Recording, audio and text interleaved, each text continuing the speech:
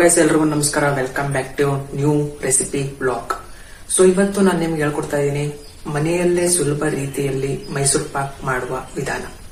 So ತಡ ಯಾಕೆ, ಬೇಗ ಕಿಚನ್ಗೆ ಹೋಗಿ ಸ್ಟಾರ್ಟ್ ಮಾಡೋಣ ಬನ್ನಿ. ಸೊ ಗೈಸ್, ಈ ಮೈಸೂರು ಪಾಕ್ ಮಾಡೋದಕ್ಕೆ ಬೇಕಾಗಿರೋ ಸಾಮಗ್ರಿಗಳನ್ನ ನೋಡ್ಕೊಂಬಿಡೋಣ. ಸೊ ಫಸ್ಟಿಗೆ ಬೇಕಾಗಿರೋದು ಕಡಲೆ ಹಿಟ್ಟು. ಸೊ ಕಡಲೆ ಹಿಟ್ಟು 1 ಕಪ್ ತಗೊಂಡಿದೀವಿ. ಸೊ ಕಡಲೆ ಹಿಟ್ಟು ಆದ್ಮೇಲೆ ಮೈನ್ ಇಂಗ್ರೀಡಿಯೆಂಟ್ ಬರೋದೆ ಸಕ್ಕರೆ. ಸೊ ಸಕ್ಕರೆ 2 ಕಪ್ಪು ಅಥವಾ 1.5 ಕಪ್ಪು. ಸೊ ಆಯಿಲು 1 ಕಪ್ಪು ಮತ್ತೆ ತುಪ್ಪ ಅರ್ಧ ಕಪ್ಪು. ಓಕೆನಾ? ಸೊ ಇನ್ನ ಮಿಕ್ಕಿದ್ದು ಇನ್ನ ಏಲಕ್ಕಿ. ಸೊ ಏಲಕ್ಕಿ ಒಂದು 3 ರಿಂದ 4. ಸೊ ಇಷ್ಟು ಐಟಮ್ಸ್ ಬೇಕು. ಸೊ ಇನ್ನ ತಡ ಯಾಕೆ, ಬನ್ನಿ ಶುರು ಮಾಡೇ ಬಿಡೋಣ. ಸೊ ಫಸ್ಟು ಕಡಲೆ ಹಿಟ್ಟನ್ನ, ಸೊ 1 ಕಪ್ ಇದೆಯಲ್ಲ ಅದನ್ನ ಬಾಣ್ಲೆಗೆ ಹಾಕಿ ಒಂಚೂರು ಲೈಟಾಗೆ ಹುರ್ಕೊಳ್ಳಿ. ಸೊ ಈ ಹುರ್ಕೊಳ್ಳೋದ್ರಿಂದ ಏನಾಗುತ್ತೆ ಅಂದ್ರೆ ನಮ್ಮ ಮೈಸೂರು ಪಾಕು ಚೆನ್ನಾಗಿ ಬರುತ್ತೆ. ಸೊ ಇದು ನಮ್ಮ ಮನೆಯಲ್ಲೇ ಟ್ರೈ ಮಾಡಿದ್ದು. ಸೊ ಸುಲಭ ರೀತಿಯಲ್ಲಿ ಮಾಡ್ಬೋದು. ಸೊ ಈ ತರ ಹುರ್ಕೊಂಡು, ಸೊ ಜಾಸ್ತಿ ಸೀದ್ಸಕ್ ಹೋಗ್ಬೇಡಿ. ಸೊ ಲೈಟಾಗೆ ಅಂದ್ರೆ ಒಂಚೂರು ಸ್ಮೆಲ್ ಬರ್ಬೇಕು, ಒಂಚೂರು ಕಡಲೆ ಹಿಟ್ಟಿನ ಸ್ಮೆಲ್ ಬರ್ತಾ ಇದ್ದಂಗೆ.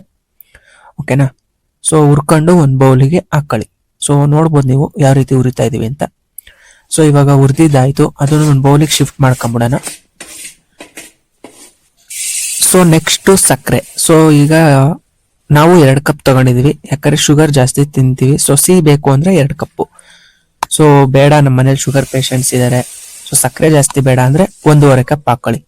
ಸೊ ಈ 2 ಕಪ್ಪು ಶುಗರ್ಗೆ 1.25 ಲೋಟ ನೀರು ಮಿಕ್ಸ್ ಮಾಡಬೇಕು. ಸೊ ಓಕೆನಾ? ಸೊ ನೀವು ಈ ಕ್ವಾಂಟಿಟಿ ಮೇಲೆ, ನಾವು 1 ಕಪ್ಪು ಮೈಸೂರು ಪಾಕ್ ಮಾಡ್ತಾ ಇರೋದ್ರಿಂದ ನಾವು ಈ ಕ್ವಾಂಟಿಟಿಲಿ ಮಾಡ್ತಾ ಇದೀವಿ. ಅಂದ್ರೆ 1 ಕಪ್ ಕಡಲೆ ಹಿಟ್ಟಿಗೆ ಈ ಕ್ವಾಂಟಿಟಿಲಿ ಮಾಡ್ತಾ ಇದೀವಿ. ಸೊ ನೀವು ಎಷ್ಟು ಕಡಲೆ ಹಿಟ್ಟು ಕಪ್ ತಗೊಂತೀರೋ ಅದಕ್ಕೆ ಡಬಲ್. ಸೊ ಆ ತರ ಮಾಡ್ಕೊಂಡು ಹೋಗ್ಬೇಕು. ಸೊ ಸಕ್ಕರೆ ಪಾಕ ನೋಡ್ಬೋದು. ಸೊ ಅದು ತೋರಿಸ್ತೀವಿ ಯಾವ ರೀತಿ ಆಗ್ಬೇಕು ಅಂತ. ಸೊ ಅದಕ್ಕಿಂತ ಮುಂಚೆ ಮೈನ್ ಒಂದು ಕೆಲಸ ಮಾಡಬೇಕು, ಅದನ್ನ ಮಾಡ್ಬಿಡೋಣ. ಸೊ ಈ ಕಡಲೆ ಹಿಟ್ಟು ಹುರಿದಿರೋದು ಇದೆಯಲ್ಲ, ಅದಕ್ಕೆ ಒಂದು ಅರ್ಧ ಕಪ್ ಆಯಿಲು, ಇನ್ನು 1/4 ಕಪ್ ತುಪ್ಪ.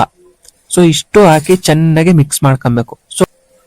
ಸೊ ಇದು ಸುಲಭ ರೀತಿ ಮೈಸೂರು ಪಾಕ್ ಆಗಿರೋದ್ರಿಂದ ಸೊ ನೀವೇನ್ ಲಾಸ್ಟ್ಗೆ ರಿಸಲ್ಟ್ ನೋಡ್ತೀರಾ ಯಾವ ರೀತಿ ಬರುತ್ತೆ ಅಂತ.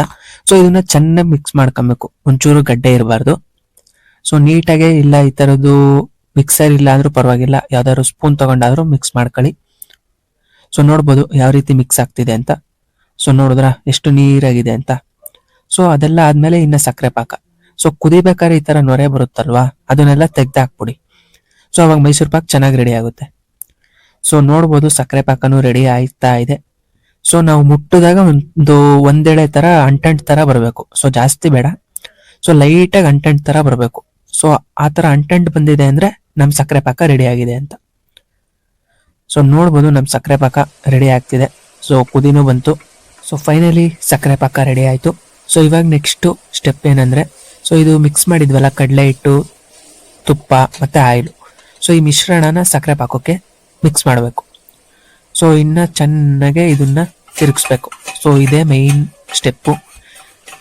ಸೊ ಇಲ್ಲಿ ಏನು ಅಂದ್ರೆ, ನಾವು ತಿರುಗಿಸ್ದಂಗೆ ಹಂಗೆ ಬಿಟ್ಬಿಟ್ರೆ ತಳ ಹತ್ಬಿಡುತ್ತೆ, ಸೊ ಸೀದೋಗುತ್ತೆ. ಸೊ ಮೈಸೂರು ಪಾಕ್ ಕರೆಕ್ಟಾಗಿ ಬರಲ್ಲ. ಸೊ ತಿರುತಾನೇ ಇರ್ಬೇಕು ಇದನ್ನ. ಸೊ ನೋಡ್ಬೋದು ಯಾವ ರೀತಿ ತಿರುತಾ ಇದೀವಿ ಅಂತ.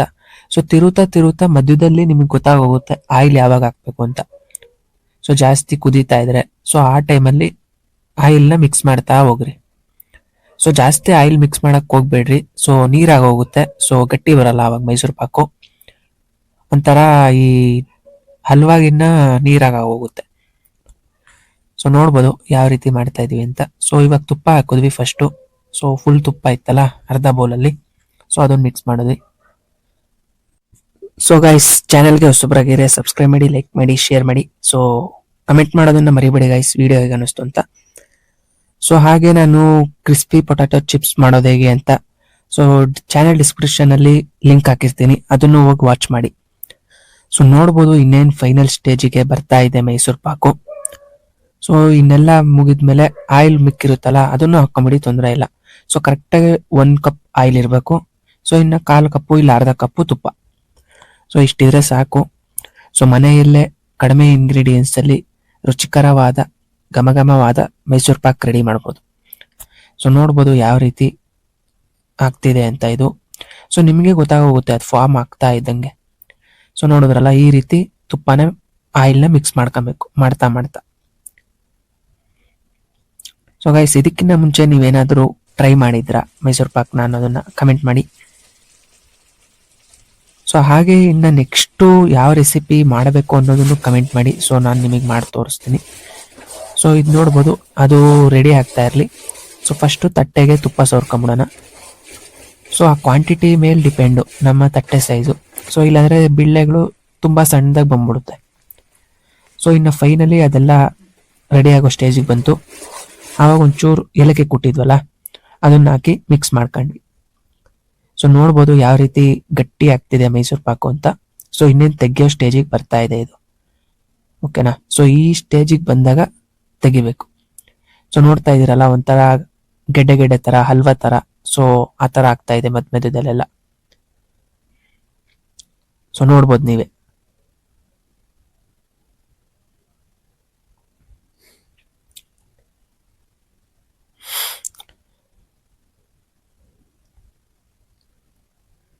ಸೊ ಇನ್ನೇನು ಫೈನಲಿ ರೆಡಿ ಆಯಿತು ಮೈಸೂರು ಪಾಕ್.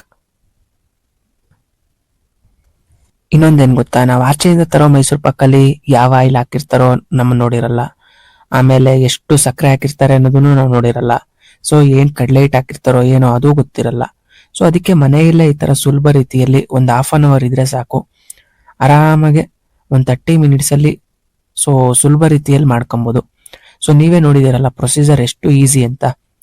ಸೊ ಇನ್ನ ತಡ ಯಾಕೆ ಮಾಡ್ತೀರಾ, ನೀವು ಒಂದ್ಸಲ ಟ್ರೈ ಮಾಡಿ.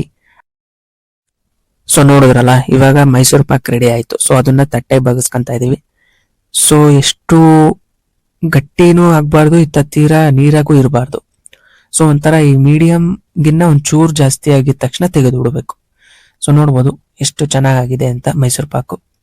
ಸೊ ಯಾವ ಅಂಗಡಿಗೂ ಕಡಿಮೆ ಇಲ್ಲ ಗುರು, ಅಷ್ಟು ಚೆನ್ನಾಗಿದೆ. ಸೊ ಫೈನಲಿ ಅದು ಆಗಿದ ತಕ್ಷಣ ಒಂಚೂರು ಮೆತ್ತಗಿರುತ್ತೆ. ಸೊ ಒಂದು 15 to 20 ಮಿನಿಟ್ಸ್ ಆದ್ಮೇಲೆ ಗಟ್ಟಿ ಆಗೋದಕ್ಕೆ ಸ್ಟಾರ್ಟ್ ಆಗುತ್ತೆ. ಸೊ ನಾವು ಬೇಗ ಕಟ್ ಮಾಡ್ಬಿಟ್ವಿ. ಸೊ ಅದಕ್ಕೆ ಒಂಚೂರು ಇನ್ನ ಗಟ್ಟಿ ಆಗಿರ್ಲಿಲ್ಲ. ಸೊ ಪರವಾಗಿಲ್ಲ. ಸೊ ಒಂದು 15 to 20 ಮಿನಿಟ್ಸ್ ಬಿಟ್ಬಿಡಿ, ಕಟ್ ಮಾಡಕ್ ಹೋಗ್ಬೇಡ್ರಿ. ಸೊ 15 to 20 ಮಿನಿಟ್ಸ್ ಆದ್ಮೇಲೆ ಮೈಸೂರು ಪಾಕ್ ರೆಡಿ ಆಗುತ್ತೆ ನಿಮ್ದು. ಸೊ ನೋಡಿದ್ರಲ್ಲ ಎಷ್ಟು ಸುಲಭವಾಗಿ ಮನೆಯಲ್ಲೇ ಮೈಸೂರು ಪಾಕ್ನ ರೆಡಿ ಮಾಡ್ಬೋದು ಅಂತ. ಸೊ ಒಬ್ರು ಹೆಲ್ಪರ್ ಇದ್ರೆ ಸಾಕು, ಆರಾಮಾಗಿ ಮಾಡ್ಬೋದು. ಸೊ ನೋಡ್ಬೋದು ಎಷ್ಟು ಸಾಫ್ಟ್ ಆಗಿ ಬಂದಿದೆ ಬಿಲ್ಲೆಗಳು ಅಂತ. ಸೊ ಒಂದ್ ಎತ್ಕೊಂಡು ತೋರಿಸ್ತೀನಿ ನೋಡಿ. ಸೊ ನೋಡ್ಬೋದು ನೀವೇ ಎಷ್ಟು ಸಾಫ್ಟ್ ಆಗಿ ಬಂದಿದೆ ಅಂತ. ಸೊ ಬಾಯಲ್ಲಿ ಇಕ್ಕಿದ್ರೆ ಹಂಗೆ ಕರ್ಗೋಗುತ್ತೆ. ಸೊ ಇದಾಗಿತ್ತು ಇವತ್ತಿನ ವ್ಲಾಗ್. ಮತ್ತೆ ನೆಕ್ಸ್ಟ್ ಫುಡ್ ವ್ಲಾಗ್ ಅಲ್ಲಿ ಸಿಗ್ತೀನಿ ಅಂತ ಹೇಳ್ತಾ, ಸೊ ಸಬ್ಸ್ಕ್ರೈಬ್ ಮಾಡಿ, ಲೈಕ್ ಮಾಡಿ, ಶೇರ್ ಮಾಡಿ. ಅಲ್ಲಿವರೆಗೂ ಟೇಕ್ ಕೇರ್, ಟಾಟಾ, ಬೈ ಬಾಯ್.